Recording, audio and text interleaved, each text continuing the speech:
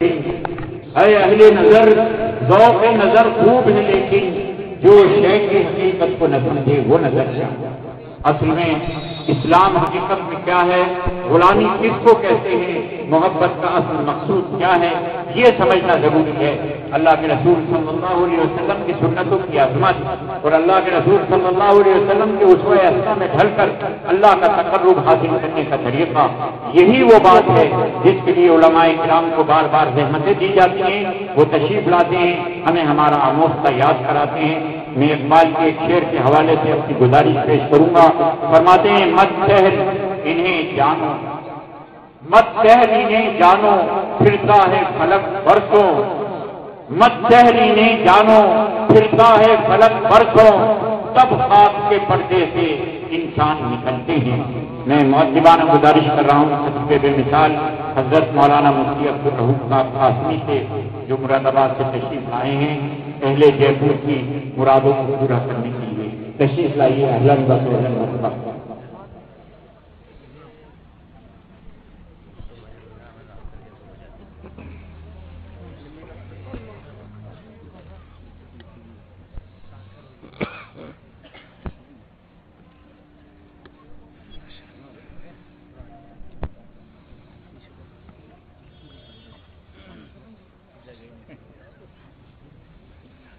بسم اللہ الرحمن الرحیم۔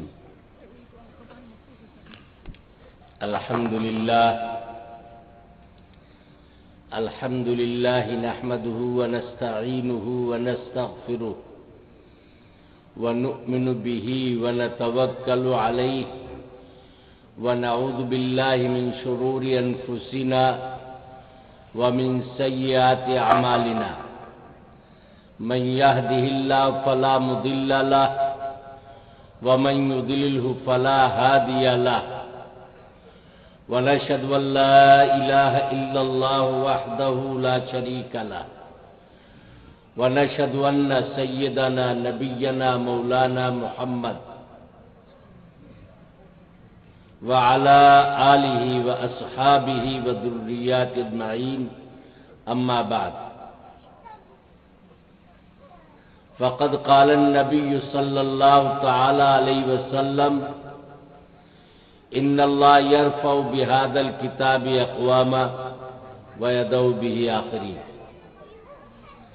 وعن عثمان بن عفان رضي الله تعالى عنه وأيضا عن علي كرم الله وجهه كلاهما قال رسول الله صلى الله تعالى عليه وسلم خيركم من تعلم القرآن وعلمه، او كما قال عليه الصلاة والسلام، رواہ الترمذی۔ صدر محترم، علماء ذوی الاحترام، اساتذہ اعظام، فرزندان توحید و اسلام، کسی شاعر نے کہا اور سچ کہا، زندہ رہنا ہے تو میرے کارواں بن کر، زندہ رہنا ہے تو میرے کارواں بن کر رہو، اس زمین کی پستیوں میں آسماں بن کر، زندہ رہنا ہے تو میرے کارواں بن کر رہو، اس زمین کی پستیوں میں آسماں بن کر رہو، دور حق ہو تو نسیم بوستہ بن کر، دور حق ہو تو نسیم بوستہ بن کر رہو، عہد باطل ہو تو تیغ بے اما بن کر رہو، دوستوں کے پاس آؤ پھول برساتے ہوئے، دشمنوں کی سب سے گزرو آگ برساتے۔ حاضرین گرامی، ہمارے محترم میزبان حضرت مولانا محبوب صاحب دامت برکاتہم کہ محنت اور کاوش اور ان کی انتھک جد و جہد کا کرشمہ آپ نے 2-2.5 گھنٹے سماعت فرمائی۔ بچوں سے قیمتی مکالمات، معلومات افزا بیانات، قرآن مقدس کی تلاوتیں اور نعتہائے پاک کی سماعت فرمائی۔ اللہ ان کی کاوشوں کو قبول فرمائے، عمر میں برکت فرمائے، اور جو حضرات ان کا تعاون کر رہے ہیں اللہ ان کی عمروں میں، ان کے کاروبار میں اور سب میں برکت فرمائے۔ اسی عنوان کے تحت میں نے ایک حدیث پاک تلاوت کی۔ آقا صلی اللہ تعالی علیہ وسلم نے ارشاد فرمایا، اگر تمہیں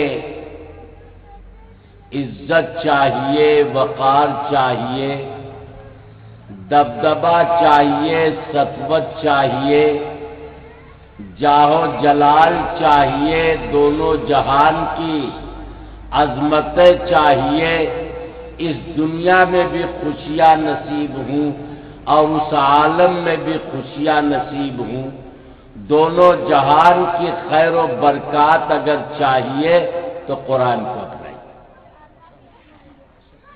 آقا فرماتے ہیں کہ اللہ اس قوم کو عروج اور ترقی دیتا ہے جو قوم اللہ کی کتاب کو اپناتی ہے، اور جو قوم اللہ کی کتاب کو چھوڑ دیتی ہے اللہ اس قوم کو ذلیل اور رسوا کر دیتا ہے۔ پتہ کیا چلا؟ مومن کی ترقی قرآن ہے اور مومن کا زوال بھی قرآن ہے۔ قرآن کو اپنائیں گے ترقی پائیں گے، اور قرآن کو اگر چھوڑیں گے تو زوال ہو پذیر ہوں گے اور ہم اور آپ تباہ و برباد ہوں گے۔ یہ فرمان میرا نہیں ہے، کائنات کے سربراہ، نبیوں کے سردار، رسولوں کے تاجدار، حلیمہ کے دلارے، آمنہ کے چہیتے، رب العالمین کے محبوب محمد عربی صلی اللہ تعالی علیہ وسلم کا فرمان ہے کہ روئے زمین پر بسنے والا ایک معمولی درجے کا مسلمان جس کے دل میں رائی کے دانے کے برابر بھی اگر ایمان ہے تو اس کا یہ عقیدہ ہے کہ کائنات کا نظام تو اتھل پتھل ہو سکتا ہے، یہ رات دن میں بدل جائے، ہو سکتا ہے، سورج تیرا اور تاریک ہو جائے، ممکن ہے، ستارے اپنی روشنی کھو دے، یہ ہو سکتا ہے، کائنات فنا ہو جائے، پرلے آ جائے، قیامت آ جائے، سب ممکن ہے، لیکن محمد عربی صلی اللہ تعالی علیہ وسلم کا فرمان غلط ہو جائے، یہ ناممکن۔ یہ ہمارا عقیدہ ہی نہیں، معاف کریں یہ علماء کرام موجود ہیں، اس پر یقین اور اعتماد تو مکے کے مشرکین کو بھی تھا جو نبی پاک صلی اللہ علیہ وسلم کی نبوت کو نہیں مانتے، آپ کے دشمن تھے ان کو بھی یہ یقین اعتماد تھا۔ سیرت کا ایک واقعہ سنا کر بات آگے بڑھاؤں تاکہ بات سمجھ میں آ جائے کہ بدر کا وقوع جب پیش آیا تو ابو جہل نے اعلان کیا کہ ابو سفیان قافلے سے جتنی کمائی کر کے لایا ہے اس کا ایک پیسہ بھی مکے والوں کو نہیں ملے گا، سارا پروفٹ، ساری دولت، حبل، لات، عزا، منات کی حفاظت پر خرچ کی جائے گی، یعنی مسلمانوں کو مٹانے پر خرچ کی جائے گی، تاکہ ہمارے آباء و اجداد کا دین پروان چڑھے اور محمد صلی اللہ علیہ وسلم اور آپ کے ماننے والوں کا جو طور و طریق ہے وہ ہمیشہ کے لیے نعوذ باللہ ختم کر دیا جائے۔ اس لیے سارا پیسہ جنگ میں لگے گا۔ ہمارے جے پور والے سمجھتے ہوں گے 2-4 لاکھ روپے کا مسئلہ ہوگا، نہیں۔ مکے کی تجارت کا اگر حساب لگائے تو صرف سیریا سے سالانہ تجارت 10 ارب روپے کی ہوتی۔ آپ ذرا شہر کے ایکسپورٹ اور امپورٹ میں کیا کیفیت ہوتی ہے، ملا لوگ تو نہیں سمجھ پائیں گے، لیکن جو تاجر ہے، جو بزنس مین ہے، وہ ایکسپورٹ اور امپورٹ کے مفہوم کو تو سمجھتا ہی ہوگا کہ دولت اور کر کا چولی دامن کا جوڑ ہے، جس کا آگے پیچھے ٹر لگا ہو وہی مالدار ہے۔ تو بھائی ایکسپورٹر میں بھی ٹر لگا ہوا ہے، امپورٹر میں بھی ٹر لگا ہوا ہے۔ یہی دو طبقے جو ہے سب سے زیادہ دولت کو کماتے ہیں۔ بیچارہ ڈاکٹر منسٹر تو بعد کی چیز ہے، گرچہ ٹر ان میں بھی لگی ہوئی۔ تو سارا سرمایہ اکٹھا کر لیا گیا اور تشکیل کی گئی۔ تشکیل کرتے کرتے ابو صفوان کے پاس ابو جہل پہنچا اور کہنے لگا کہ بھائی چل، تو کہنے لگا کہ بھائی میں کمزور ہوں، بیمار ہوں، تم مجھ سے تلوار لے لو، ہتھیار لے لو، فوجی سارا ساز و سامان میں دینے کے لیے تیار ہوں، لیکن میری طبیعت خراب ہے، میں شرکت نہیں کر سکتا۔ کہا اچھا، تو تلوار تو دے دے گا، تلوار تیری اماں اٹھائے گی جا کر کے، پیسہ تو دے دے گا، پیسہ خرچ تیرا بابا کرے گا وہاں پر جا کر۔ ارے یہ ڈھالوں کا اٹھانے والا تو کوئی ہو، زرا بختر اور خود کا جسم پر سجانے والا تو کوئی ہو۔ ارے تلوار دے دے، وہ بازو بھی چاہیے جو تلوار چلانے کے ماہر ہوں، ان بازوؤں کی بھی ضرورت ہے۔ کہا اچھا، میرے پاس تو 2 ہی بازو ہیں، میں اپنی جگہ پر 4 بازو دے رہا ہوں۔ 2 کالے کلوٹے مضبوط لوہے کی طرح غلام ہے میرے پاس، ان دونوں کالے کلوٹے غلاموں کو لے جاؤ بھیڑ چڑھا بھی جا کر، میری جان چھوڑو۔ ابو جہل بڑا تیز تھا، زمانے جاہلیت میں اس کی کنیت تھی ابو الحکم، اس کے معنی مہادانشور، بہت بڑا عقل مند۔ آقا صلی اللہ علیہ وسلم نے اس کی جہالت درمی کی بنا پر ابو جہل کنیت رکھ دی، یہی مشہور ہو گئے۔ اس نے کہا اچھا، تو جنگ کرنے نہیں جائے گا، تو اپنی جگہ پر 2 اپنے غلاموں کو بھیج رہا ہے، پیسہ دے رہا ہے، ہتھیار دے رہا ہے، سپاہی دے رہا ہے، لیکن تو جنگ میں جانے سے جان چھڑا رہا ہے، تو اب ایک کام کیا کہ اپنی بیوی ام صفوان کو بھیج دے اور وہ تیری جگہ پر جنگ کرے، اور نامردے تو بچوں کو پال، توے پہ روٹی پکا۔ ہندی محاورے میں تو چوڑیاں پہن کر گھر بیٹھ جا اور اپنی بیوی کو جنگ میں لڑنے کے لیے بھیج دے۔ عرب کا خون جب گرمایا گیا تو گرم ہو گیا۔ اس نے کہا دیکھ، تو مجھے موت سے ڈرا رہا ہے، صفوان موت سے نہیں ڈرتا ہے، امیہ موت سے نہیں ڈرتا ہے۔ گھوڑا سجایا، زرا بختر پہنا اور بیٹھ کر کے آ گیا۔ بیوی آئی، کہنے لگی کہاں کے ارادہ؟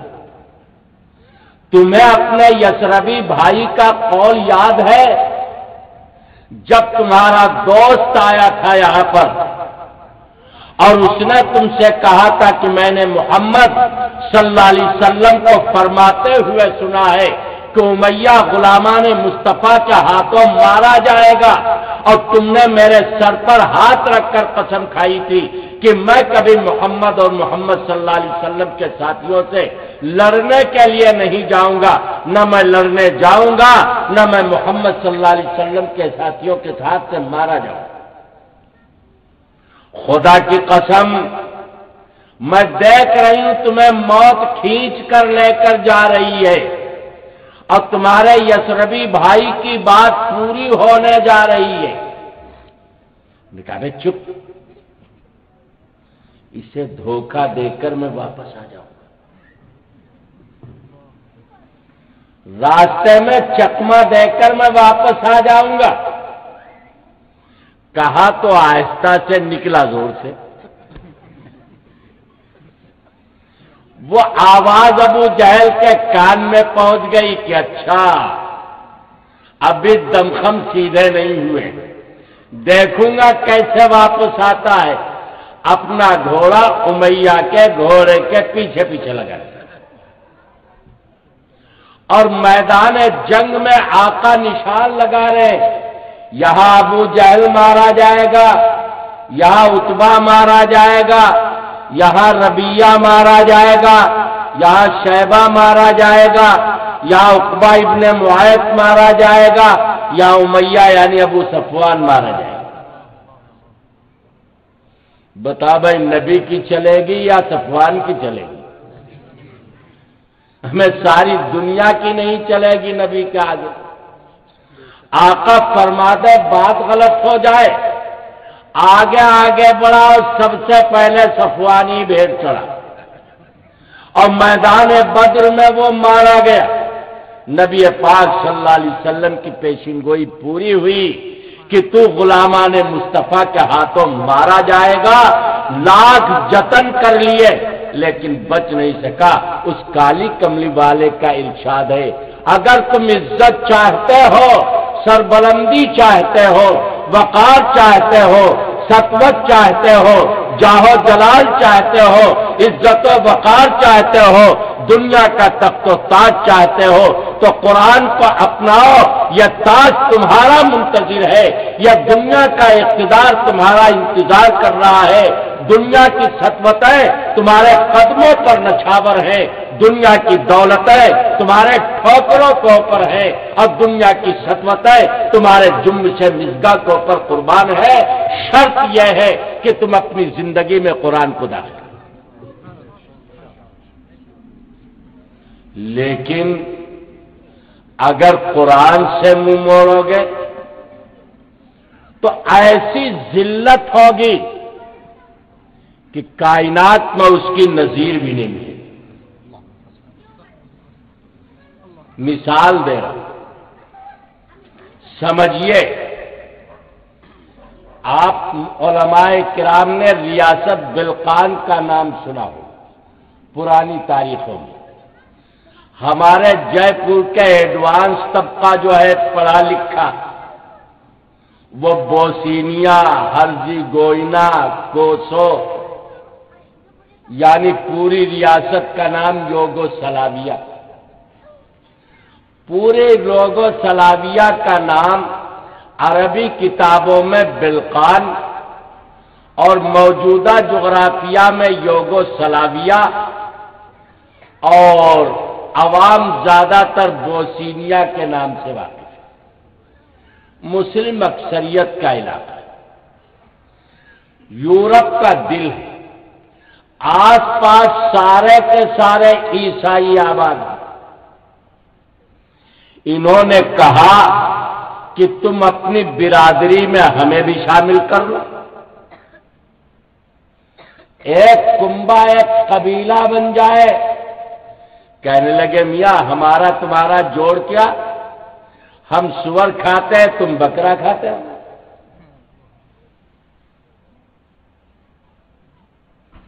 ہم سور کھانے والے ہیں تم بکرا کھانے والے ہو، حرام و حلال کا فرق ہے، دونوں ایک جگہ کیسے ہو سکتے ہیں؟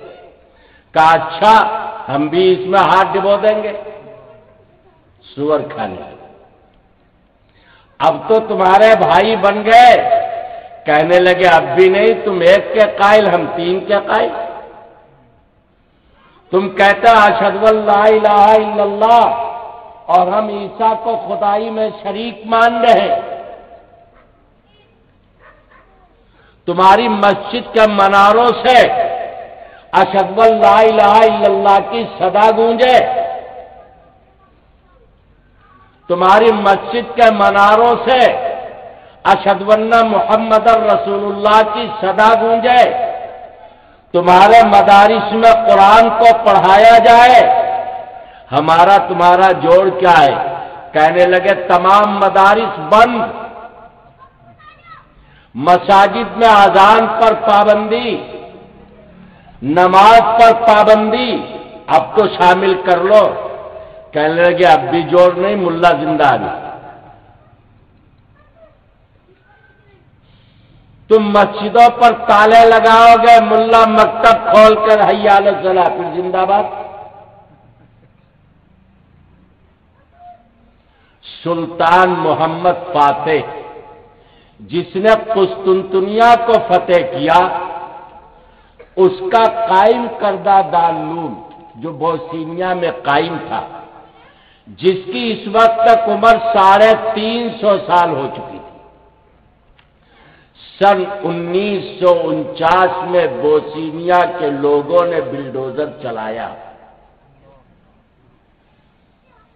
جہاں 350 سال بخاری سے لے کر اور میزان تک تعلیم ہوتی ہو، جہاں قائد بغدادی سے لے کر قرآن کے بناس تک قرآن پڑھایا جاتا،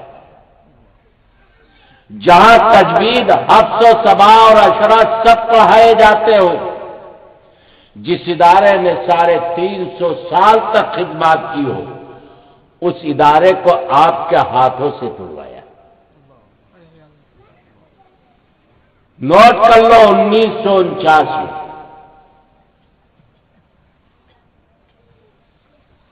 جب ادارہ توڑ دیا، تب کا ہاں کچھ آثار اب قائم ہیں کہ کنبے میں تمہیں شامل کیا جائے، شامل نہ کیا جائے۔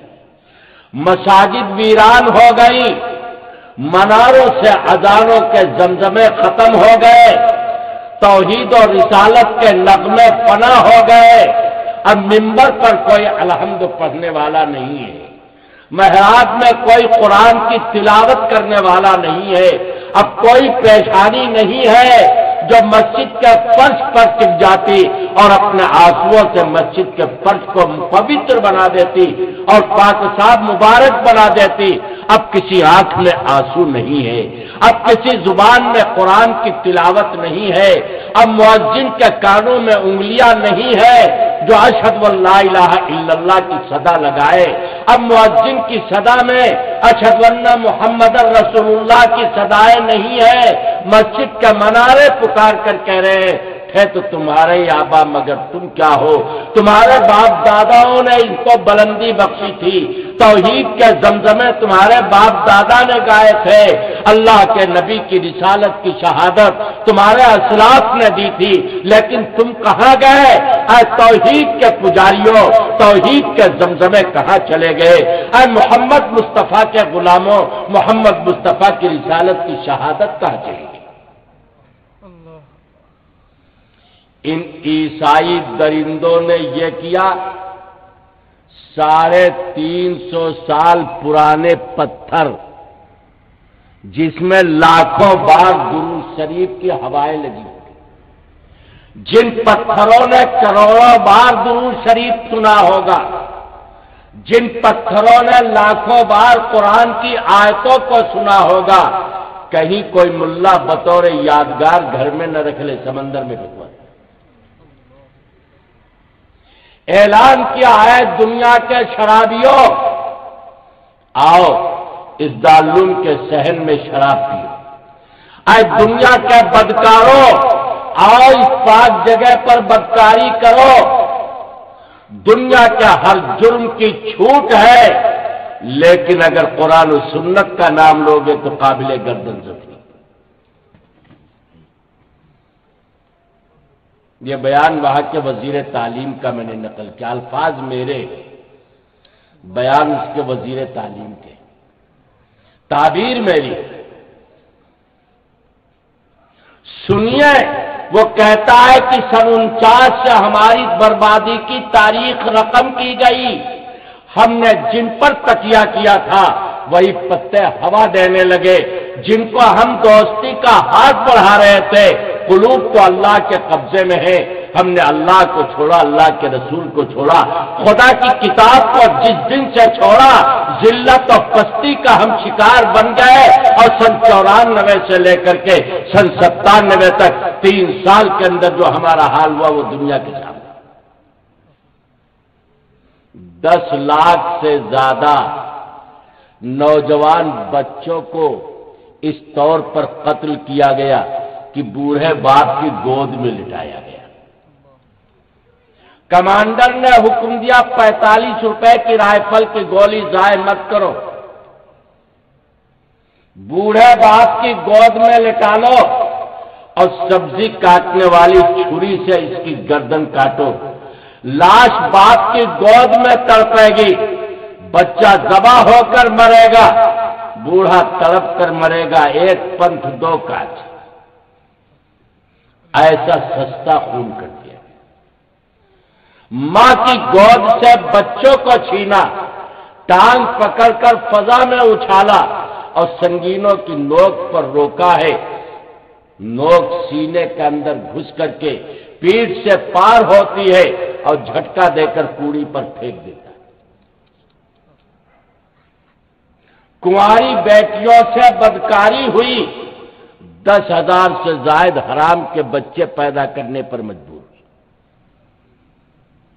سن 97 تک تو کوئی زیادہ زمانہ نہیں گزرا۔ یہ ذلت کیوں آئی؟ یہ پستی کیوں آئی؟ یہ نکبت کیوں آئی؟ یہ تباہی کیوں آئی؟ یہ بربادی کیوں آئی؟ یہ ذلتیں کیوں آئی؟ یہ رسوائی کیوں آئی؟ قرآن کہتا وَأَنْتُمُ الْأَعْلَوْنَ، سربلند تو تم ہو گئے، رفیع الشان تم ہو گئے، عزت تمہیں ملے گی، مرتبہ تمہیں ملے گا، جاہ و جلال تمہیں ملے گا۔ یہاں تو عزت بھی نہیں بچی، جاہ و جلال کا نہیں۔ کیوں؟ ہم نے قرآن کو چھوڑا، اللہ کی مدد کا معاملہ ہم سے ختم۔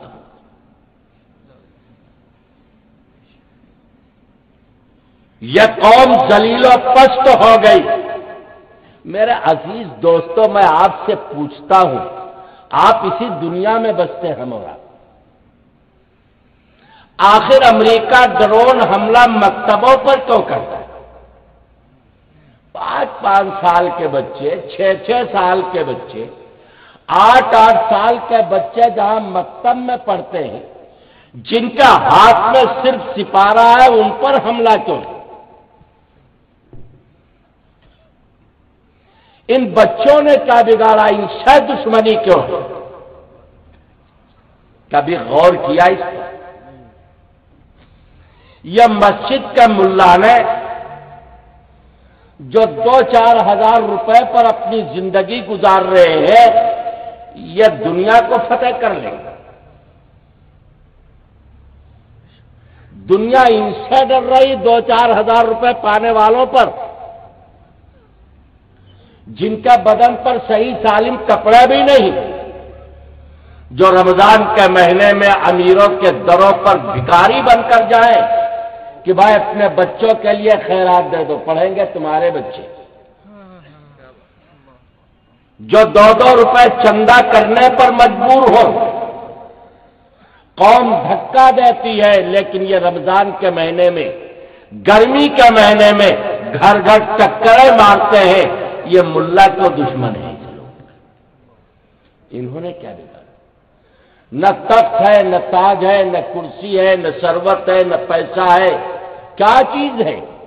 آخر ہم دشمن کیوں ہے؟ برف ہم پر کیوں گرتی ہے؟ نشانے پر ہم کیوں آتے ہیں؟ قرآن والے نشانے پر کیوں آتے؟ معاف کیجئے، برا مت مانیے گا، ہمیں صرف عقیدت میں ہمارا عقیدہ ہے اور ان کا مشاہدہ ہے۔ ان کو یقین کامل ہے کہ ان کے پاس جب تک قرآن موجود ہے دنیا ان کی ہے، ہماری نہیں۔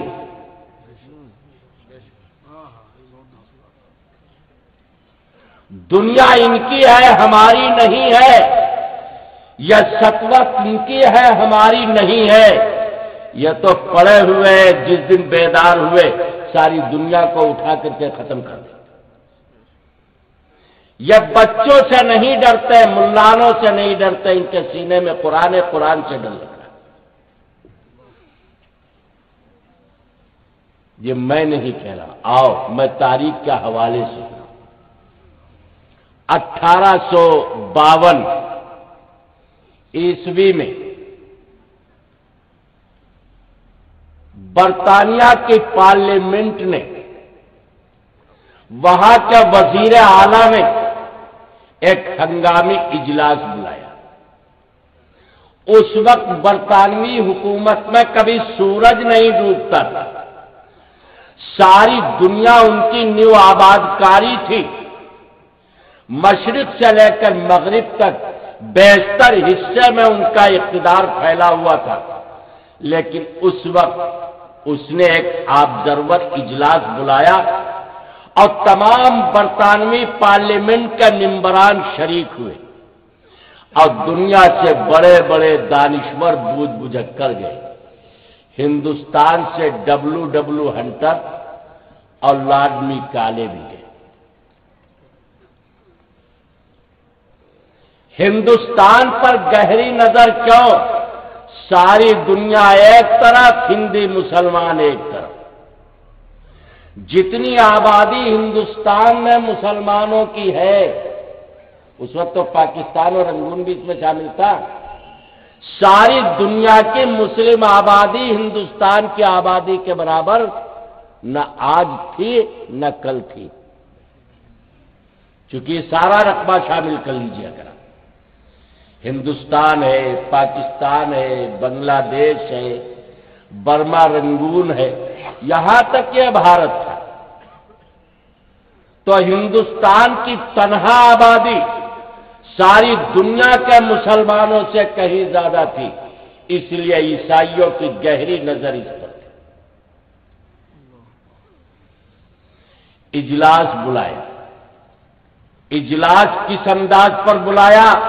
جب سب اکٹھا ہو گئے تو وہاں کا وزیر اعظم ایک رومال میں کتاب لپیٹ کر لے کر آیا اور کہنے لگا، اے پارلیمنٹ کے ممبروں، اے دنیا کے آبزروروں اور دانشمندوں، بتاؤ میرے ہاتھ میں کیا ہے؟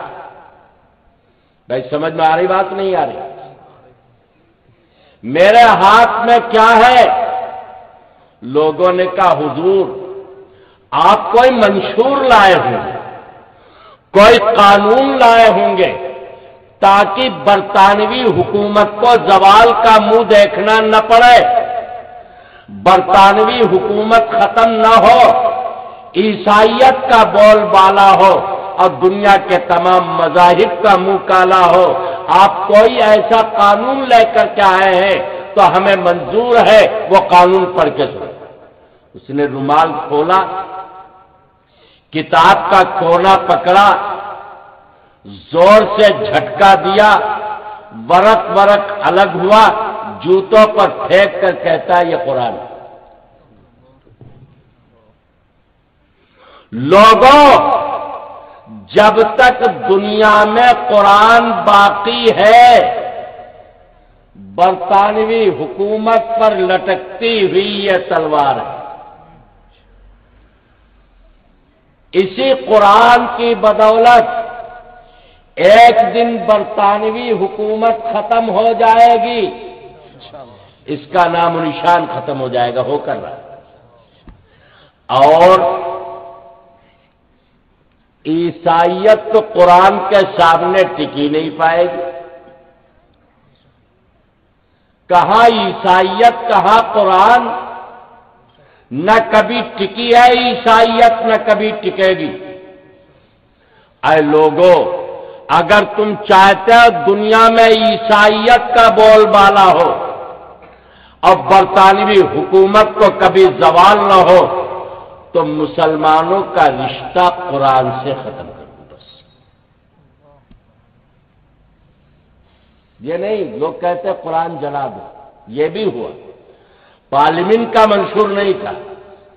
بہت دانشمندی کی بات پیش کی کہ مسلمانوں کا رشتہ قرآن سے ختم کر دو، قرآن ختم ہو جائے گا۔ اب یہ عبداللہ اور عبد الرحمان تو رہیں گے، لیکن ان کو یہودی بنا لو، نصرانی بنا لو، مجوسی بنا لو، زرتشتی بنا لو، دام مارگی بنا لو، جدھر چاہو ڈھکیل دو، یہ چلتے رہیں گے، ان کی کوئی اپنی زندگی نہیں ہوگی، صرف قرآن سے ان کا رشتہ ختم۔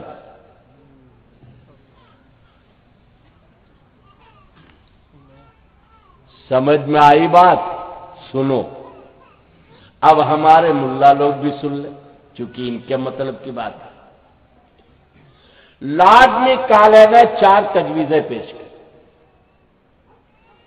کہا اگر ان 4 تجویزوں پر عمل ہو جائے تو مسلم قوم قرآن سے وابستہ نہیں رہے گی، اس کا رشتہ قرآن سے ختم ہو جائے گا۔ وہ بیچارہ ملانوں کو نہیں سمجھ پایا تھا، اس وقت تو ملانے بھی بڑے موٹے تازے تھے نا بھائی، اس وقت ملانوں کا حال یہ تھا، مفتی صدر الدین صاحب 12,000 روپے پاتے تھے، اور اس وقت کا 1 روپیہ آج جب چاندی سستی ہو گئی ہے تو 5400 روپے کا ہے۔ 5,000 کا سیدھا سیدھا جوڑو تو 12 کو 5 سے ضرب دو بھیا، کتنے ہوئے؟ ملا آدمی ہمیں تو حساب آتا نہیں۔ 12,000 کو 5 سے ضرب دے دو تو 60,000 ہو گئے، اور 60,000 میں 3-4 نقطے اور لگا دو، کروڑوں روپے ہو جائیں گے نا۔ تو سمجھ رہے تھے کروڑوں میں کھیلنے والے یہ لوگ یہ کہہ جانے کہ ہوائی چپل پہن کر بھی کام کر لیں گے۔ کا نمبر 1، ملا کی سند ضبط کرنا، کچھ کام مت کرو، ملا کی سند ضبط کر لو، ان کے لیے سرکاری سروسوں کے دروازے بند کر دو، یہ پڑھے لکھے جاہل قرار پائے۔ 1853 میں مولوی کی سند ضبط ہوئی اور آج تک ضبط ہے۔ یہ بیچارہ اتنا مضبوط ہڈیوں کا نکلا کہ آج تک دھوکے سے کسی حکومت کو درخواست ہی نہیں دی ہماری سند واپس کر دو۔ ایسا سب پتہ نہیں گوشت اس کا بدن پر ہے یا پتھر، پسلیوں میں لوہے کی ہے یا چونے کی ہے، یہی پتہ نہیں، درخواست ہی نہیں دی، اشارہ بھی نہیں کیا ہماری کوئی بھی سند دے دو بھائی۔ وہ کاغذ جو تم نے ضبط کر لیا تھا 1853 میں، اب تو 250 سال ہو گئے، ابھی واپس کر دو، نام بھی نہیں۔ جب کاغذ کا پلندہ تھا لے جا، ہم نے کروڑوں کے لیے پڑھائی نہیں تھا، فاقے کے لیے پڑھا تھا، فاقے پر کیا پابندی لگائے؟ پیسے پر تو لگا سکتا، فاقے پر کیا پابندی؟ آج تک درخواست نہیں۔ لیکن ذہانت دیکھیے، اس نے کہا کہ امت مسلمہ کا 90% طبقہ اپنے بچوں کو مدرسوں سے روک لے۔ بولو بھائی ہے یا نہیں؟ کیوں بیکار میں کیوں بکواس کریں گے؟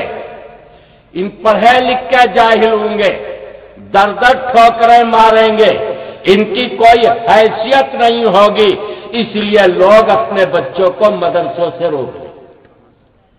جب مدرسوں سے رکے تو قرآن ان کے گھروں سے نکل جائے گا، نبی کی سنت نکل جائے گی، دین نکل جائے گا، یہ نام کے مسلمان ہوں گے، کام کے مسلمان باقی نہیں رہیں گے۔ اب کچھ نہ کچھ جھلک آج بھی نظر آتی۔ نمبر 2، 10% کا بھی بیڑا غرق کرو۔ اوقاف، مدرسوں کے زمینیں، ریاستیں، حکومت کے خزانوں کی امداد مدرسوں کے لیے بند کر دو۔ ایک گلاس پانی تو ملتا نہیں مفت میں۔ ابھی سفر کر رہے تھے، دلی میں پیاس محسوس ہوئی تو 15 روپے کی بوتل ملی۔ آپ حضرات یہاں بھی بوتل ہے تو کیوں یہ بسلری کی کیا پیسے ملے گی بھائی؟ 15 روپے، مانے 1 لیٹر پانی بھی 15 روپے کا ملے گا۔ تو مدرسے بغیر پیسوں کے تھوڑے چلیں گے؟ خزانوں کا منہ بند کر دو، زمینیں ضبط کر لو، اوقاف ختم کر دو، مدرسوں کا نام و نشان خود بخود ختم ہو جائے گا۔ چنانچہ آپ اس دور کی تاریخ پڑھیں، 4,500 مدرسے دلی میں تباہ ہوئے۔ بڑے بڑے شہروں میں جنازے پر عید کی نماز پڑھی گئی، مسئلہ معلوم نہیں تھا کسی کو۔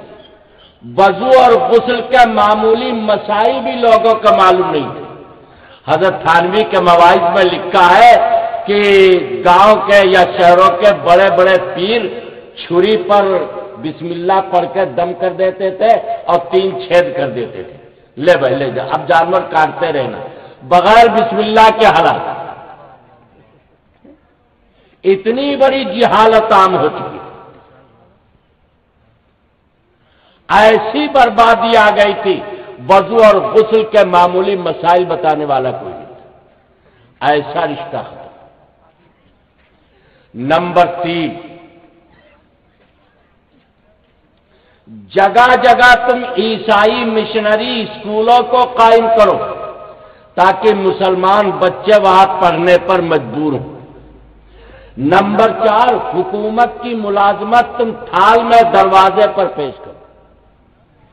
اگر یہ 4 کام کر لو تو برطانوی حکومت کو زوال نہیں ہوگا، وہ تباہ و برباد نہیں ہوں گے، اور عیسائی حکومت زندہ رہے گی، عیسائی مذہب کا بول بالا ہوگا۔ اس موقع پر ایسا دردناک منظر تھا، جہالت اتنی عام تھی کہ بوسینیا بھارت بن جاتا، لیکن یہ سخت جان مولوی کھڑے ہوئے، کہنے لگا ہے ہندوستانی مسلمانوں، بہادر شاہ ظفر کو گرفتار کر کے رنگون بھیج دیا گیا، اس کی قبر پر ان بزدلوں نے گھوڑے دوڑا کر کے اس کی قبر کے نام و نشان کو مٹا دیا۔ وہ کہنے پر مجبور ہوا، عمر دراز مانگ کے لائے تھے 4 دن، عمر دراز مانگ کے لائے تھے 4 دن، 2 حسرتوں میں کٹ گئے، 2 انتظار میں۔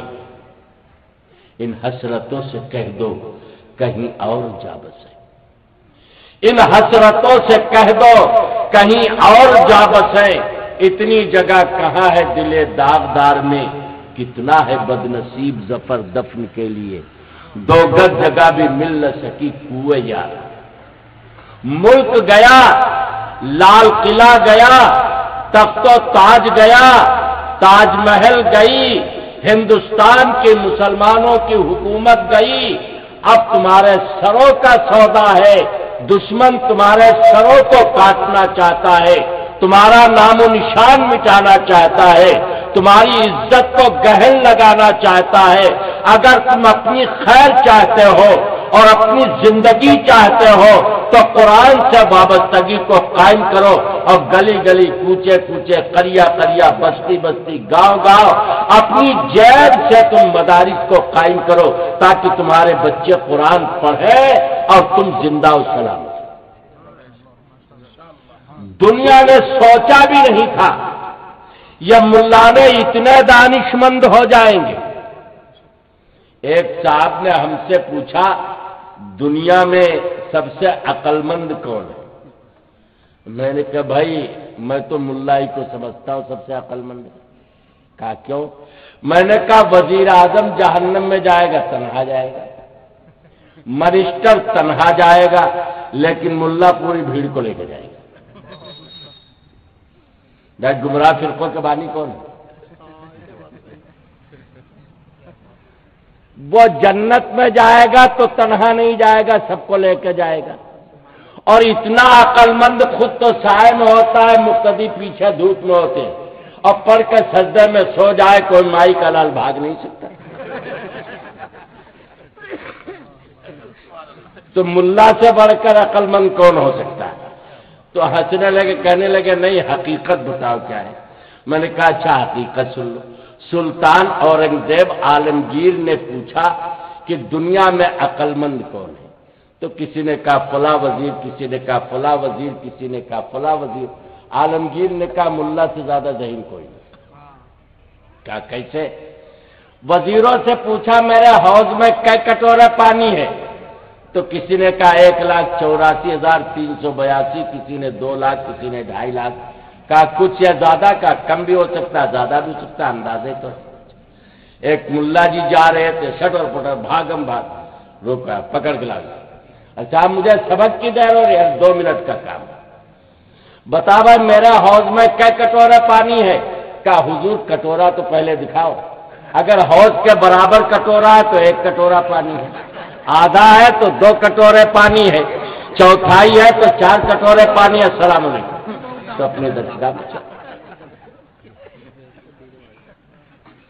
تو دنیا میں ملا سے زیادہ دانشمند کوئی نہیں۔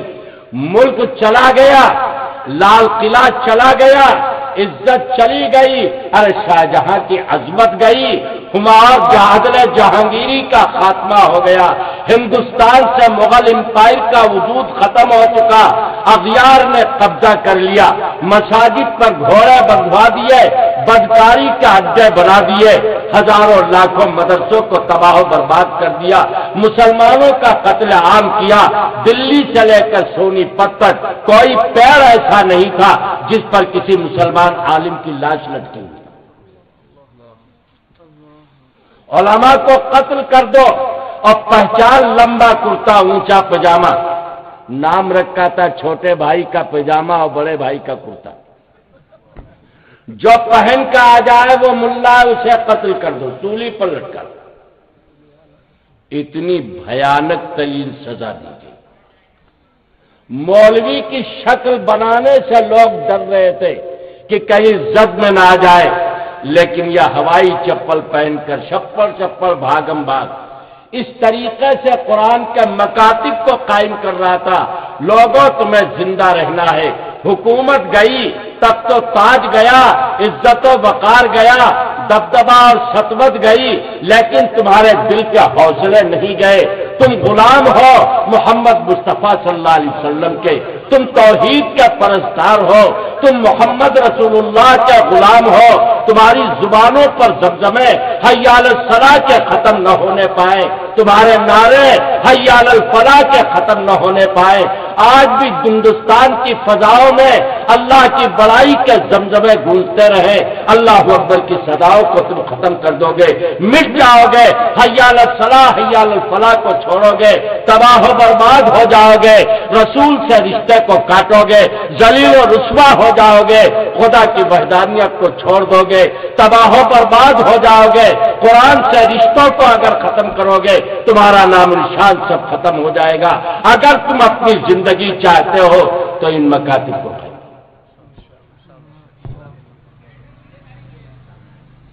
چنانچہ سارے ہندوستان کی صدا میں یہ آواز گونجی اور جگہ جگہ گلی گلی مکاتب اور مدارس قائم ہوئے۔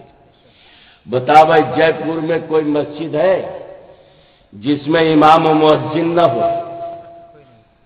کوئی نہیں۔ پورا ہندوستان میں جو مسجدیں گورنمنٹ نے ضبط کر لی وہ تو بات دیگر، لیکن اگر مسجد کھلی ہے تو اللہ اکبر کی صدا بھی ہے، اشہد ان لا الہ الا اللہ بھی ہے، اشہد ان محمد رسول اللہ کی غلامی کا نعرہ بھی ہے، حی علی الصلاۃ کا زمزمہ بھی ہے اور حی علی الفلاح کا غلغلہ بھی ہے۔ اعلان کرتا حی علی الفلاح، ارے کامیابی کے طلبگاروں خدا کے گھر آ جاؤ، تمہیں کامیابی کامرانی ملے گی، ارے عزت کے متوالو آؤ، اللہ اکبر کی صدا تم گاؤ، تمہیں بڑائی ملے گی کیونکہ تم بڑے کی چھتر چھایا میں آ جاؤ۔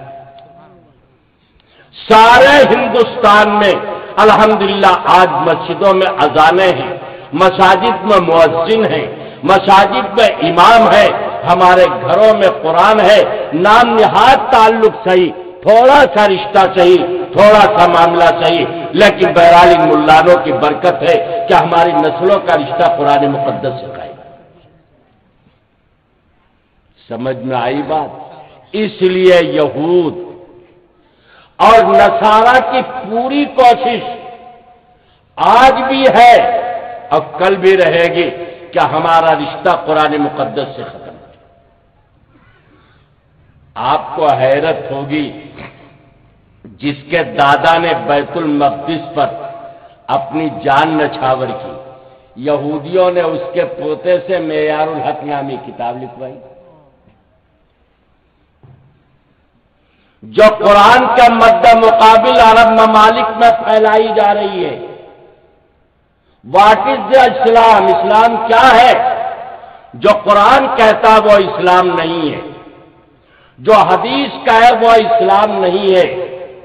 اسلام وہ ہے جو معیار الحق بتائے، جو عیسائیوں کی سرپرستی میں کتاب لکھی گئی، یہودیوں کی سرپرستی میں جو کتاب لکھی گئی اس کا نام اسلام ہے۔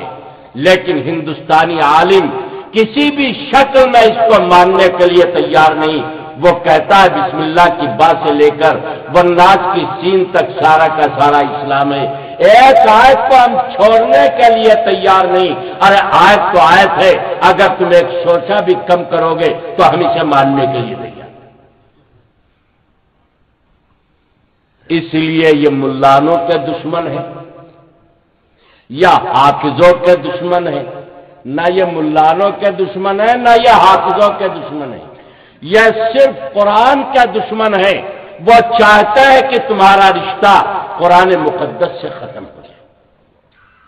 آپ سوچیں، آپ کے ہاتھوں میں جب قرآن رہا تو مکہ اور مدینے سے جو قرآن نکلا تو 1500 سال تک مسلمانوں نے انا ولا غیری کے تحت میں حکومت کی۔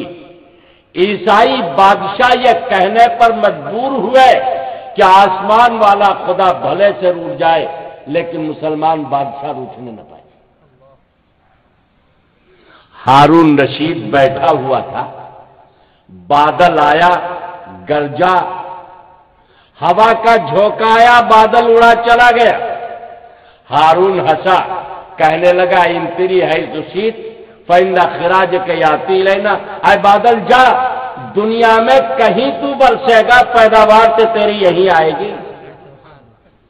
ساری دنیا میں ہم تھے، ہمارے علاوہ کوئی نہیں۔ سائبیریا کے برفیلے علاقے سے لے کر اور افریقہ کے تپتے ہوئے صحرا تک اور بحر اٹلانٹک کے شہر تنجا سے لے کر کے ہندوستان اور چائنا تک ہم تھے، ہم تھے، ہم تھے، ہمارے علاوہ دنیا میں کوئی نہیں تھا۔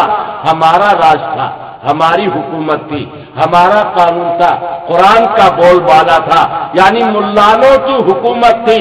تو دنیا کا 3/4 رقبہ ہم نے فتح کر کے تمہارے قدموں میں ڈال دیا، اور جب ملا نے پیچھے ہٹ کر تمہارے ہاتھوں میں حکومت کو دے دیا تو تم سے اپنا گھر نہیں بچایا جاتا۔ فلسطین کو کھو دیا، بیت المقدس کو چھنوا دیا، بوسنیا ہرزیگوئینا کو ختم کر دیا، رشیا کی 6 ریاستیں تباہ برباد کر دی، چین کا صوبہ سنکیانگ کو تم نے ختم کر دیا، ہندوستان کی حکومت کا نام و نشان مٹا دیا۔ ارے کہاں رہا جب ہم تھے، قرآن کا قانون تھا، اللہ کی مدد تھی، ساری دنیا میں ہم پھیلے ہوئے تھے، لیکن جب تم نے قرآن کو چھوڑا تو ساری دنیا سے تم سمٹتے رہے۔ آج ذلت و پستی کی ایسی گہرائی میں ہو کہ تمہاری کوئی حیثیت اور تمہاری کوئی پہچان نہیں۔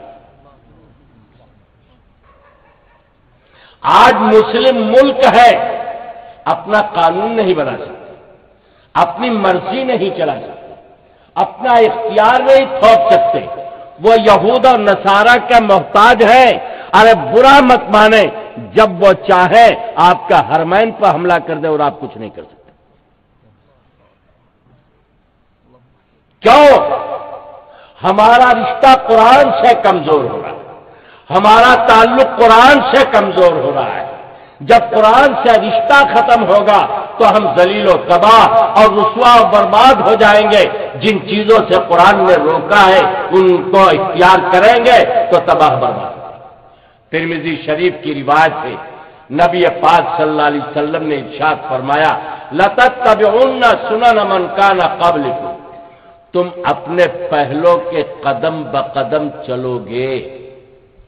قالوا الیہود والنصارى، صحابہ نے پوچھا کیا یہود اور نصارہ کے طریقے کو اختیار کریں گے؟ آقا نے فرمایا عواماً، اور کون؟ یعنی یہ امت یہود اور نصارہ کے قدم بقدم چلے گی۔ فرمایا جیسے خدا نے یہود اور نصارہ کو ذلیل کیا، اس طریقے سے یہ قوم بھی ذلیل ہو گئی۔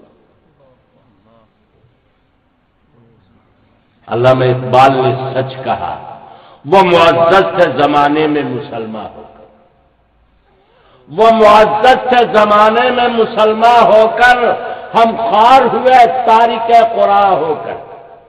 ہمارا رشتہ قرآن سے ختم ہوا تو ہم ذلیل و رسوا ہو۔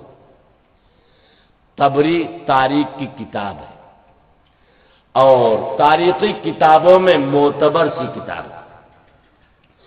علامہ طبری نے ایک واقعہ لکھا عقبہ بن عامر رضی اللہ تعالیٰ عنہ کا، کہ جب انہوں نے افریقہ کو فتح کیا، یعنی قیروان کو، تو افریقہ میں قیروان کا جنگل دنیا کا آج بھی سب سے خطرناک جنگل ہے۔ اس جنگل میں ایسے سانپ پائے جاتے ہیں کہ ڈسنا تو بڑی دور کی بات، اگر ان کی پھنکار لگ جائے تو آدمی پانی نہ مانگے مر جائے۔ خوخار ہاتھی، بھالو، چیتے، بھیڑیے، شیر، سانپ ایسے ہے کہ آج تک وہ جنگل ناقابو ہے۔ اس ترقی یافتہ دور میں بھی بغیر پوری فوجی لاؤ لشکر کے کوئی جنگل میں داخل نہیں ہو سکتا۔ سوچو اب سے 1500 سال پہلے جب عقبہ ابن عامر نے فتح کیا قیروان کا تو کیا حال ہوگا؟ مدینہ منورہ سے لگ بھگ 10,000 کلومیٹر کا فاصلہ۔ حضرت عقبہ ابن عامر نے فرمایا 1 سال میں تو آدیش آئے اور 1 سال میں جواب پہنچے، تو 1 فرمان کا آمد و رفت میں 2 سال لگ جائے، 2 سال میں تو حکومتوں کا نظام چوپٹ ہو جاتا ہے۔ ایسا ہے یہاں پر کوئی فوجی چھاونی بنا دی جائے تاکہ افریقہ میں بغاوت نہ پھیلنے پائے اور اسلام یہاں پر مضبوط طاقتور ہو جائے۔ تو فوجی چھاونی کہاں بنے؟ عقبہ ابن عامر کی رائے تھی جنگل میں فوجی چھاونی بنے، جھوپڑیاں ڈال دی جائے، مسلمان فوجی وہاں رہے۔ قیروان کے شہریوں نے کہا نہیں حضور، چھاونی شہر میں بنائی جائے تاکہ شہر فوج کی حفاظت کرے اور فوج شہر کی حفاظت کرے۔ عقبہ ابن عامر نے فرمایا فوجی راز ہوتے، شہر میں رہنے سے وہ راز نہیں بچیں گے، لہذا چھاونی جنگل میں بنے گی۔ تو قیروان کے لوگوں نے کہا تم لوگ دیوانے ہو، ارے وہاں زہریلے سانپ ہے، بھیڑیا ہے، خطرناک بچھو ہے، درندے ہے، شیر ہے، چیتے ہے، ہاتھی ہے، جھوپڑیوں کو مسل ڈالیں گے اور جو سپاہی نکلے گا شیر پھاڑ دے گا، بھالو پھاڑ دے گا، چیتے کھا جائیں گے، سانپ ڈس لیں گے، کوئی سپاہی تم میں سے باقی نہیں بچے گا۔ تو عقبہ ابن عامر رضی اللہ تعالیٰ عنہ نے کیا جواب دیا؟ ایمان بھر گا، سنو، اگر خدا کو ہم سے دین کا کام لینا ہے تو جنگل میں ہماری حفاظت کرے گا، اور اگر خدا کو ہم سے کام لینا نہیں ہے تو نہ جنگل میں ہم بچیں گے نہ شہر میں ہم بچیں گے۔ سارا قیروان میں ہیں، یہ دیوانے ہیں، یہ مجنون ہیں، ان کے پاس عقل نہیں، یا جوش اور جذبے سے کام لے رہے ہیں، جنگل میں چھاونی بنائیں گے، ارے 3 دن کے بعد سارے کے سارے ختم ہو جائیں گے۔ عقبہ ابن عامر پہنچے، جنگل میں ایک ٹیلے پر چڑھے، یہ نہیں لگا کہ جنگل میں آگ لگا، بلڈوزر چلا۔ علامہ طبری کہتے ہیں کہ حضرت عقبہ ابن عامر کھڑے ہو کر اعلان کرتے ہیں، اے جنگل کے شیروں، اے جنگل کے چیتوں، اے جنگل کے بھیڑیوں، اے جنگل کے سانپوں، اے جنگل کے درندوں، آج غلامان مصطفیٰ کو اس جنگل کی ضرورت پیش آ گئی ہے، تم سارا جنگل خالی کر دو، 2 گھنٹے کے بعد جو ملے گا اسے قتل کر دو۔ ہے ممکن بھائی؟ ہم سے تو مکھی نہیں بھاگتی، جے پور میں پتہ نہیں مچھر ہوں یا نہ ہوں، لیکن مراد آباد میں تو بہت ہیں، لاکھ کو بھیا مت ستاؤ، رہنے دو۔ وہ کہتا نہیں اب تو ہم سنگیت بجا کے ستائیں گے، کان میں بولتا ہے بھن بھن بھن، پھر پیار کرتا ہے، ہم سے تو مچھر نہیں بھگایا جاتا۔ اب وہ شیر سے کہہ رہے نکل جاؤ، ہاتھی سے کہہ رہے نکل جاؤ، سانپوں سے کہہ رہے نکل جاؤ۔ تاریخ میں آتا ہے شیر اپنے بچوں کو منہ میں دبائے ہوئے، بھالو اپنے بچوں کو پشت پر لاتے ہوئے، چیتے اپنے بچوں کو گھسیٹتے ہوئے، سانپ اپنے بچوں کو رگڑتے ہوئے اس طریقے سے عقبہ ابن عامر کے سامنے سے گزر رہے تھے جس طریقے سے سپہ سالار کے سامنے دشمن کے قیدیوں کو گزارا جاتا ہے۔ اور 2 گھنٹے کے اندر سارا جنگل خالی ہو گیا، اور جب تک مسلمانوں نے چاہا اس جنگل میں کینٹونمنٹ کے ایریے کو، فوجی ایریے کو قائم کیا۔ میرے عزیز دوستو، دشت و دشت دریا بھی نہ چھوڑے ہم نے، بحر ظلمات میں دوڑا دیے گھوڑے ہم نے، یہ قرآن کی برکت تھی۔ جب ہم قرآن سے وابستہ تھے تو ساری دنیا ہماری ٹھوکروں میں تھی، اور جب قرآن سے ہمارا رشتہ ٹوٹا تو ساری دنیا کے قدموں میں ہم آ گئے۔ پہلے ساری دنیا ہمارے قدموں میں تھی، اور اب ہم دنیا کے قدموں میں نہیں بلکہ یہود و نصارہ کے قدموں میں۔ میرے عزیز دوستو، بزرگوں، اپنی زندگیوں کو سنوارو۔ ہمارے مولانا نے یہاں پر آپ کی ضرورت کا احساس کرتے ہوئے آپ کے علاقے میں ایک مدرسے کو قائم کیا ہے، قرآن پڑھایا جائے گا، سنتیں بتائی جائیں گی، مسلمان کی زندگی کیا ہوتی ہے، مسلمان کے جینے کا طریقہ کیا ہوتا ہے، محمد مصطفیٰ صلی اللہ علیہ وسلم کی ادائیں کیا تھی، وہ سارے طریقے بتائے جائیں گے۔ یہ مدرسہ نہیں، آپ کی زندگی ہے، آپ کی ضرورت ہے، آپ کی نسل اسلام پر باقی رہے، آپ کی نسل اسوہ مصطفیٰ پر باقی رہے، آپ کی نسل طریقہ مصطفیٰ پر باقی رہے، تاکہ کامیاب و کامرہ زندگی ہو جائے۔ ایک بات یاد رکھیں، آج مسلم قوم نعروں پر جی رہی، نعروں پر جی رہی، تمناؤں میں جی رہی، امیدوں پر زندگی کبھی کامیاب نہیں، نعروں پر زندگی کبھی کامیاب نہیں ہوتی۔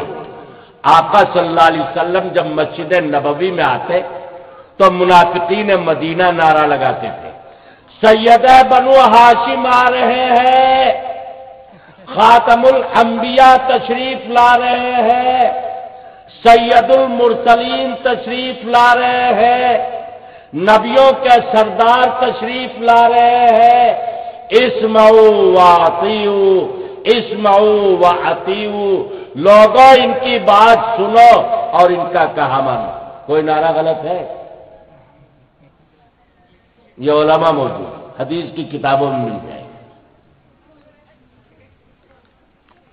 قرآن کیا کہتا ہے؟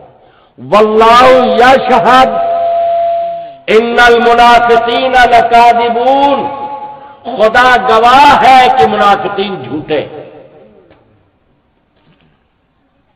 کہہ رہا ہے شور دریا سے سمندر کا سکون، کہہ رہا ہے شور دریا سے سمندر کا سکون، جس میں جتنا ظرف ہے اتنا ہی وہ خاموش ہے، خالی گھڑا خوب بجتا ہے، اور چاول بھر دو تو آواز نہیں نکلتی.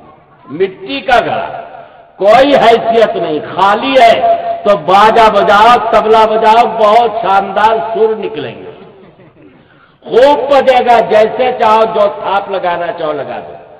اور چاہے موٹے سے چاول ہی ڈال دو اس میں، بھر دو گڑے تو آواز کچھ بھی نہیں نکلتی. کہہ رہا ہے شور دریا سے سمندر کا سکون، جس میں جتنا ظرف ہے اتنا ہی وہ خاموش ہے. صدیق اکبر نے کبھی نعرہ نہیں لگایا، مقام صدیقیت پر فائز ہے. عمر فاروق نے کبھی نعرہ نہیں لگایا، آقا نے فرمایا لو کان بعدی نبی لکان عمر، اگر میرے بعد نبوت باقی ہوتی تو عمر نبی بنتے. اور منافقین جو سب سے زیادہ نعرے لگاتے تھے اللہ انہیں جھوٹا قرار دے رہا. آج ہم نعروں میں جی رہے. حقیقت کی دنیا میں آؤ، عملی زندگی کے اندر قدم رکھو، اور جو قرآن اللہ نے نازل فرمایا ہے اس کے مطابق اپنی زندگی گزارنے کی کوشش کرو. یہ دنیا بھی تمہاری، یہ آسمان بھی تمہاری، یہ چاند سورج سب تمہارے ہیں، یہ کائنات سب تمہاری ہے. میں نہیں کہتا، اور ترمذی اٹھا کر کے دیکھو. حدیث پاک میں آتا ہے جب اللہ نے آدم کو پیدا کیا، ہمارے قاری صاحب نے یہی رکوع پڑھا تھا، اور کچھ دنوں اللہ نے ٹریننگ کے لیے جنت میں رکھا. دیکھو آرام یہ چیز ہوتی ہے، آرام کے بعد تکلیف جھیلنا بڑا مشکل ہوتا ہے. آدم علیہ السلام کو جنت میں رکھا، کیا کہا تم دونوں کھاؤ، رغدن حیث ما شئت، مزے لے لے کر کھاؤ، چاہے کہیں جاؤ، ولا تقربا ہادی شجرہ، گیہوں کے قریب مت جانا، سب کچھ کھاؤ. ایک پر پابندی لگا دی. خیر وہ تو ہونے والی بات تھی. آدم علیہ السلام کو دنیا میں بھیجا گیا، کچھ نہیں، کرو اور کھاؤ. اب تکلیف کا احساس ہو. تو آدم علیہ السلام کو دنیا میں بھیجا اور اللہ نے اپنا وائسرائے دنیا میں بنا دیا، خلیفتن فی الارض، اپنا وائسرائے بنا کر کے بھیجا. آدم علیہ السلام وائسرائے بن گئے. اب جنت میں کون رہے؟ جب آدم میں ذریت کے دنیا میں آ گئے تو جنت میں کون رہا؟ خالی ہو گئی. تو فرشتے اللہ کے پاس گئے اور کہنے لگے اے اللہ تو نے دنیا بنائی، راجستھان کی طرح سرخ پہاڑیاں اور تھار کی طرح ریگستان اور ہمالیہ کی طرح آسمان سے باتیں کرتا ہوا پہاڑ، اس کے سر کے اوپر برف کی دستار، گود میں کھیلتی ہوئی دریا اور جھرنے، بڑے بڑے دریا ٹھاٹے مارتے ہوئے سمندر، ہرے بھرے جنگل، صحرا اور بیابان. غرضے کی ہے پروردگار دنیا کو تو نے بڑا حسین، بڑا خوبصورت بنایا، وہ تو نے انسان کو دے دیا، جنت خالی رہ گئی، ہمیں دے دے، فرشتوں کو دے دے. اللہ نے کیا جواب دیا؟ کلا، ہرگز نہیں. تمہیں میں نے کلمہ کن سے کہا ہو جاؤ، تم ہو گئے. انسان کو میں نے کلمہ کن سے پیدا نہیں کیا، بلکہ اس کی عالمی مٹی کو میں نے گوندھا دست قدرت سے. پھر دست قدرت نے اس کا پتلا بنایا، اب پتلا بنانے بعد سوکھنے کے لیے ڈال دیا، پھر میں نے اپنی روح اس میں پھونکی، تب جا کر کے یہ انسان بنا. میں نے دنیا بھی انسان کے لیے بنائی اور آخرت بھی انسان کے لیے بنائی. دنیا بھی ہمارے باپ کا گھر ہے اور آخرت بھی ہمارے باپ کا گھر ہے. ابا کے گھر میں بیٹا نہ رہے گا تو کوئی پڑوسی رہے گا؟ باپ کے گھر میں کون رہے گا؟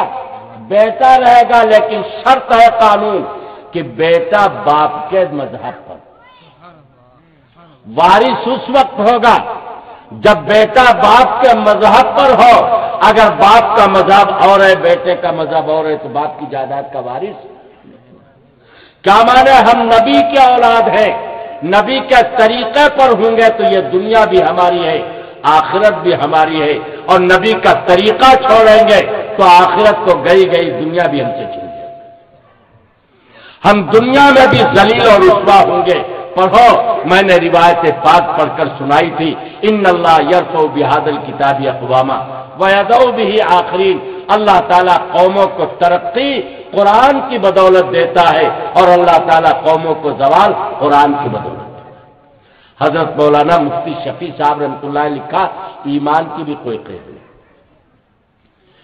جن قوموں نے قرآن کے اصول زندگی کو اپنایا ان کی زندگیاں کامیاب، اور جن قوموں نے اصول بندگی کو اختیار کیا ان کی آخرت کامیاب۔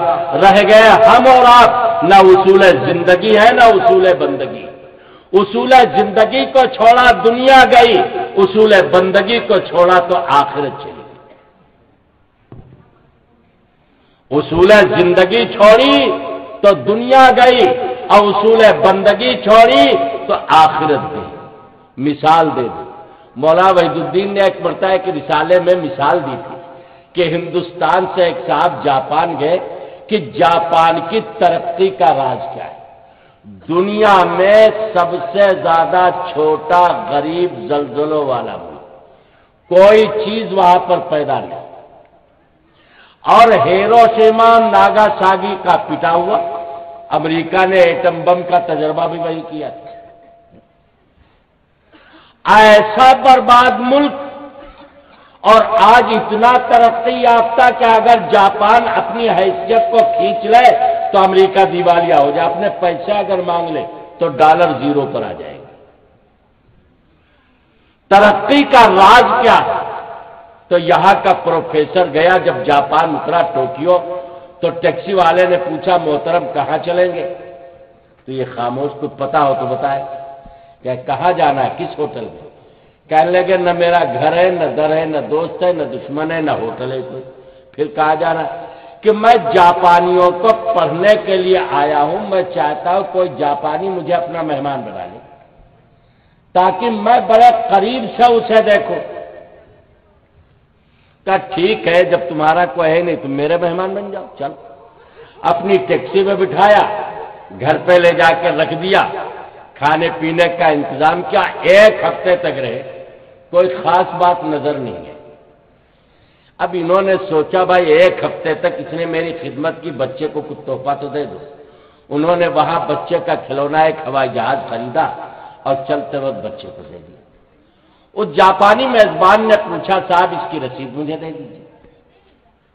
تو کہا صاحب یہ میں نے تحفہ خریدا ہے، میں نے آپ کو نہیں دیا، بچے کو میں نے کھیلنے کے لیے دیا، میں آپ کو رسید دے دوں تاکہ آپ میرے پیسے واپس کر دیں؟ یہ ہماری ہندی تہذیب کے خلاف ہے۔ وہ ایسا کہنے لگا آپ غلط سمجھے، جس کمپنی کا یہ جہاز ہے اس کمپنی نے یہ قانون بنایا ہے کہ اگر کوئی غیر ملکی خریدے گا تو 10% کا ڈسکاؤنٹ ہوگا، اور ملکی خریدے گا تو کوئی ڈسکاؤنٹ نہیں۔ یہ 100 روپے کا جہاز ہے، آپ کو 90 روپے کا ملا ہوگا، آپ رسید دے دیجیے، ہم آپ کے پیسے واپس نہیں کریں گے۔ یہ مال چونکہ ملک میں رہ رہا ہے، ہندوستان نہیں جا رہا ہے، ہماری کمپنی کو 10 روپے کا نقصان ہے، یہ رسید لے جا کر کے 10 روپے ہم کمپنی میں جمع کر دیں گے تاکہ کمپنی کا خسارہ اور گھاٹا نہ۔ آپ لے جانا چاہے تو آپ لے جائیے، کوئی بات نہیں، کیونکہ وہ آپ کا ہے۔ یہ چیز پڑا سمجھ گیا ترقی کا راز یہ ہے۔ بتاؤ بھائی یہ اسلام کا اصول ہے یا کسی اور کا؟ قرآن کا اصول ہے نہیں، امانت ہے۔ لا ایمان لمن لا امانت لا، جس کے پاس امانت نہیں اس کے پاس کوئی ایمان نہیں۔ تو ہم نے اصول زندگی کو چھوڑا، دنیا ہماری برباد ہوئی، ہم نے اصول بندگی کو چھوڑا تو آخرت بھی ہماری برباد ہوئی۔ نہ اصول زندگی ہے نہ اصول بندگی ہے، یہ حضرت مولانا مفتی شفیع صاحب رحمۃ اللہ علیہ۔ میرے عزیز دوستوں بزرگوں، یہ مدارس بہت غنیمت ہے، یہ مدرسہ ابھی ابتدائی حالت میں ہے، آپ توجہ دیں، فاقہ کریں، مدرسے کو بنائیں۔ تنگی اٹھائے مدرسوں کو آباد کریں. کیوں؟ یہ سوچے یہ رسول اللہ صلی اللہ علیہ وسلم کا گھر ہے، اگر حضور کا گھر آباد رہے گا تو ہم آباد رہیں گے، اور اگر حضور کا گھر اجڑا تو ہم اور آپ برباد ہو جائیں گے. اور دنیا کی تاریخ اٹھا کر دیکھ لیجئے، موقع نہیں ورنہ میں ملک و تاریخ کو پیش کرتا کہا کیا کیا ہوا.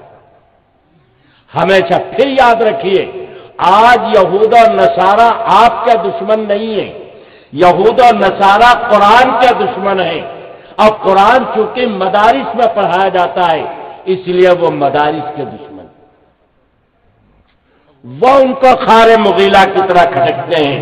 آپ کو ان کا مقابلہ کرنا ہے، اپنی زندگی کا ثبوت دینا ہے، یا عزم مصمم کرنا ہے کہ ہم سینہ پر گولی تو کھا سکتے ہیں لیکن قرآن کا سودا نہیں کر سکتے، نبی کے ناموس کا سودا نہیں کر سکتے، نبی کے طریقہ کار کا سودا نہیں کر سکتے.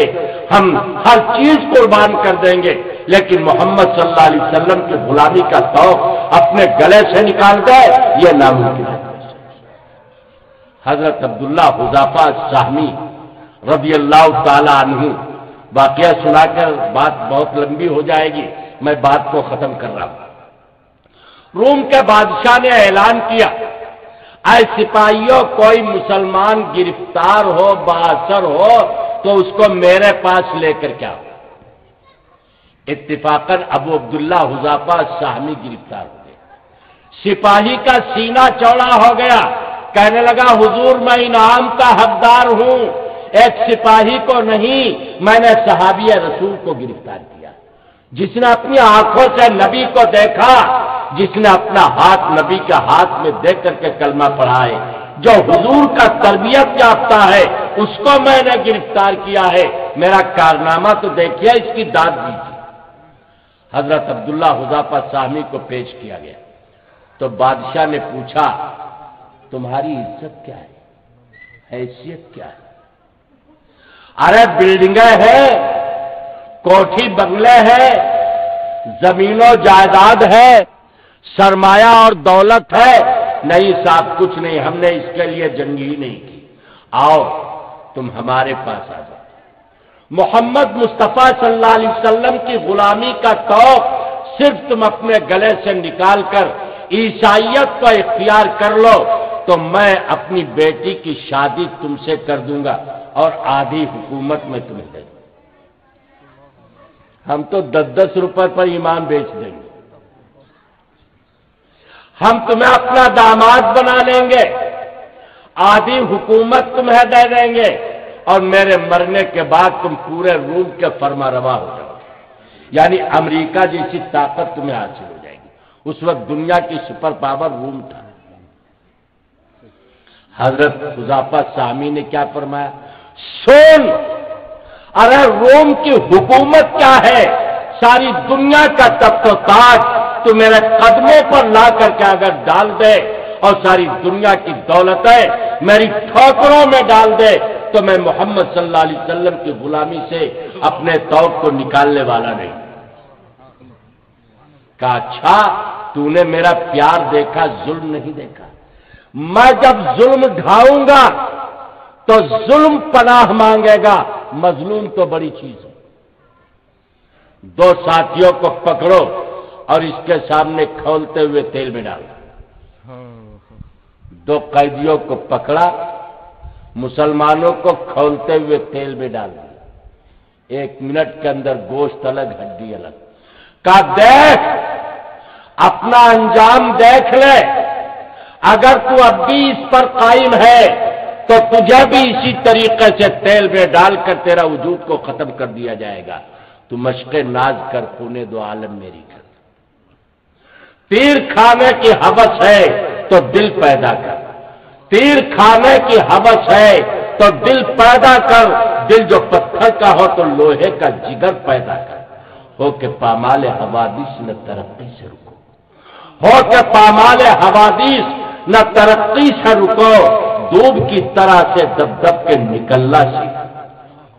میرے عزیز دوستو کہنے لگے تو چاہے کچھ بھی کر لے، میرا بدن کے ٹکڑے کر دے، مجھے ریزہ ریزہ کر دے، میرے بدن کے ٹکڑے ٹکڑے کر دے، لیکن محمد مصطفیٰ کی غلامی سے نکل جاؤ یہ نہیں ہو سکتا۔ کہا اس کو بھی تیل میں ڈال دو، بھائیوں کے پاس پہنچ جائے۔ پکڑ کے لے جانے لگے تو رونے لگے۔ بادشاہ کو اطلاع دی گئی، قیدی تو رو رہا، کہا لاؤ میرے پاس، لائے۔ ساتھیوں کی موت پر تو رونا نہ آیا، اب تمہاری موت سامنے دکھی تو رو پڑے، چیخ پڑے، چلو خیر ٹھیک ہے، تم اب بھی اگر توبہ کر لو اور میرے دین میں آ جاؤ، میں اپنے وعدے پر قائم ہوں۔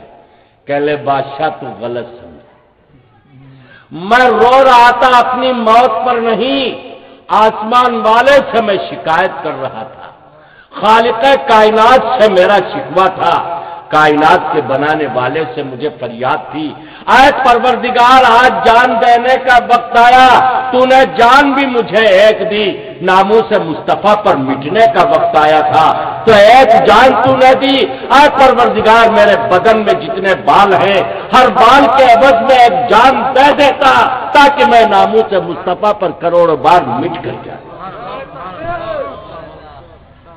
میرے عزیز دوستوں بزرگوں، اس قربانی کے لیے تیار ہے۔ یہ جذبہ جب ہوگا تو دنیا نہ تمہیں مٹا سکی ہے نہ مٹا سکے گی، ہم ہیں، ہم ہی رہیں گے، ہمارے علاوہ کوئی نہیں رہے گا۔ کہ محمد سے وفا تو نے تو ہم تیرے، کہ محمد سے وفا تو نے تو ہم تیرے ہیں، یہ جہاں چیز ہے کیا لوح قلم تیرے ہیں۔ یہ چند بکھری ہوئی باتیں تھی جو میں نے گوش گزار کی، اللہ مجھے اور آپ سبھی کو عمل کی توفیق عطا فرمائے۔ وآخر دعوانا ان الحمدللہ رب العالمین۔